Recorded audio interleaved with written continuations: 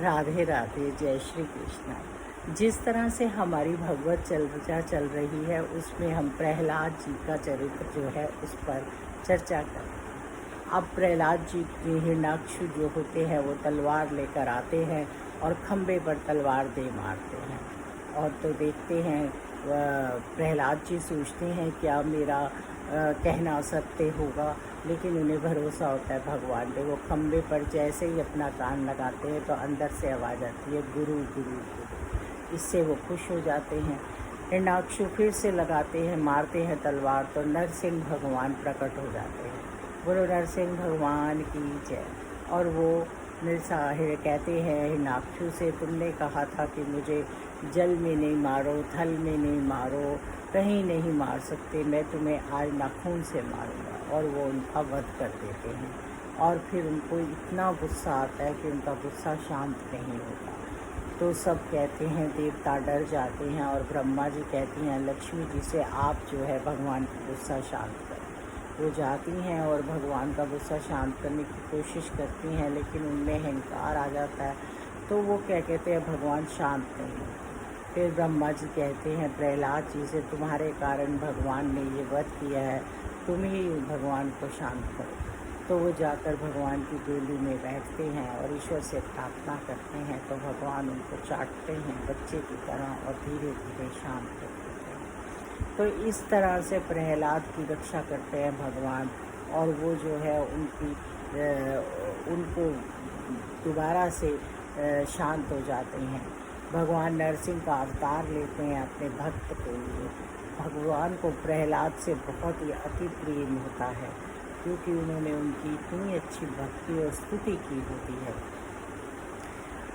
भगवान यही जो प्रभु हैं वो नारायण जो हैं अवतार लेकर हमें यही कहते हैं कि तुम्हारा निश्चय अटल होना चाहिए। मैं जड़ में भी हूँ, चेतन में भी हूँ, हर सूक्ष्म से सूक्ष्म चीज़ में हूँ और मैं कहीं भी प्रकट हो सकता हूँ, इसमें कोई दो राय नहीं। ईश्वर कहीं भी प्रकट हो सकते हैं, वो सर्वत्र हैं, हर जगह है।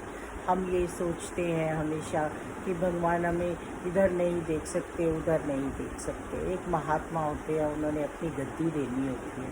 उनके दो शिष्य होते हैं, वो सोचते हैं कौन सा शिष्य काबिल है जिसे मैं गद्दी दूँ। वो दोनों शिष्यों को एक एक फल देते हैं और कहते हैं जहाँ कोई भी तुम्हें ना देख रहा हो वहाँ पर फल खा लेना। दोनों शिष्य जाते हैं। अब एक शिष्य जगह जगह भटक रहा है, लेकिन उसको ऐसी कोई जगह नहीं मिलती जहाँ पर भगवान ना हो, और वो फल कैसे खा ले। अब दूसरा शिष्य है, वो कमरे को बंद करता है और कहता है अंधेरे कमरे में मुझे कोई नहीं देख रहा है, और वो फल खा लेता है।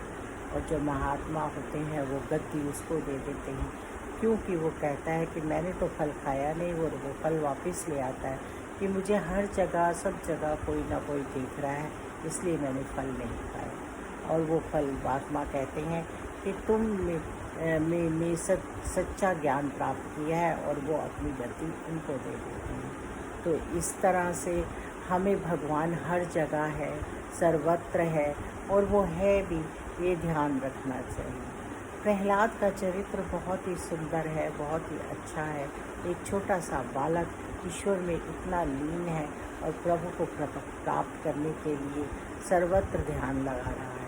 भगवान फिर धीरे धीरे शांत होते हैं, प्रहलाद को गले से लगा लेते हैं और वो कहते हैं उससे कि हे वत्स, तुम्हारे अंदर अभिमान नहीं है, तुम्हारे अंदर इतना प्रेम है, तुम्हारी भक्ति बहुत ही ज़्यादा अच्छी है और तुम्हें पूरा निश्चय विश्वास था। तुमने बहुत कष्ट सहे हैं, मुझे आने में देर हुई तुम्हारी रक्षा करने के लिए, लेकिन मैं आया हूँ तुम्हारी रक्षा करने के लिए। इससे प्रहलाद के साथ भगवान का एक मिलन होता है, और प्रहलाद जो है वो बहुत ही उम्दा और बहुत ही अच्छी जो है भगवान की स्तुति करते हैं। इसकी चर्चा हम आगे करेंगे। प्रहलाद के साथ भगवान का एक मिलन है जिस पर बहुत ही सुंदर भागवत में वर्णन है, और वो कहते हैं कि भगवान जो होते हैं वो भक्त वत्सल होते हैं, और वो बिल्कुल शुद्ध भाव से निश्चय ही ईश्वर जो है वो रक्षा करते हैं, और हमें हमेशा अपने भाव जो हैं शुद्ध रखने चाहिए और ईश्वर पर विश्वास होना चाहिए, और हमारे को भक्ति करनी चाहिए, संकीर्तन करना चाहिए। कितना सुंदर बालकों को भगवान प्रहलाद ने शिक्षा दी, और कितनी सुंदर शिक्षा वो सबको देते हैं। हमें भी शिक्षा मिलती है कि हमारा दृढ़ विश्वास होना चाहिए, और हमें ये पूरा भरोसा होना चाहिए कि प्रभु हमारे साथ हर वक्त है। तो चलिए अगली वीडियो में हम फिर से चर्चा करेंगे कि भगवान प्रहलाद ने भगवान की कितनी सुंदर स्तुति की है, और भगवान ने प्रहलाद को क्या क्या वरदान दिए हैं। राधे राधे, जय श्री कृष्ण।